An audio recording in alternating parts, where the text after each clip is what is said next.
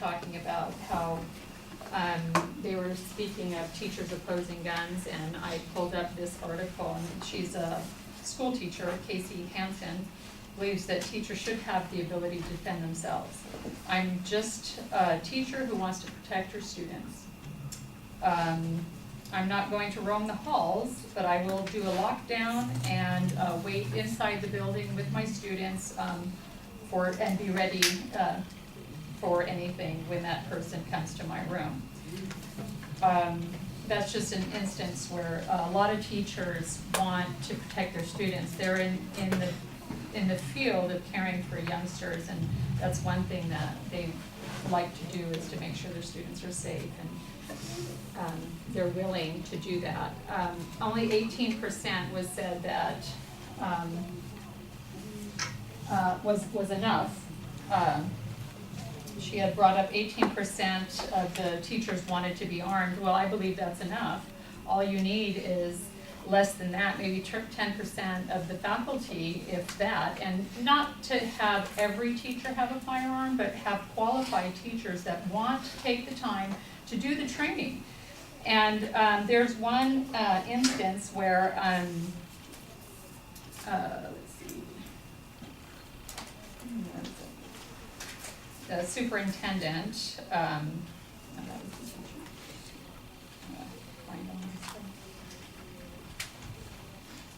well, here's a parent's comment. If parents are against the program, they can put the issue to a voter referendum.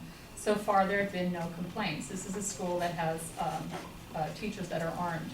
I trust that teachers and faculty there all have our children's best interest at heart.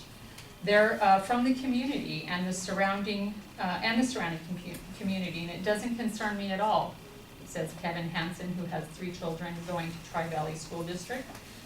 Then in Rasmussen's report, which was a comprehensive public opinion for data, it said that American voters overwhelmingly prefer living in a neighborhood where they have the option of owning a gun, rather than to live where nobody is armed. According to the new Rasmussen's report, National Telephone Survey, 68% would feel safer in a neighborhood where guns were allowed, while 10% weren't sure. And as we know, these polls, a certain percentage of people would never divulge such information. Then I have the superintendent said of the school who prepared this and was arming his staff. The idea of armed teachers and staff was being discussed in 2013. There were several people who were not in support. Since then, they have been able to see how it works and aren't against it anymore. Then he went on to add that several districts around the state have reached out to him for advice about how to get this program going at their schools.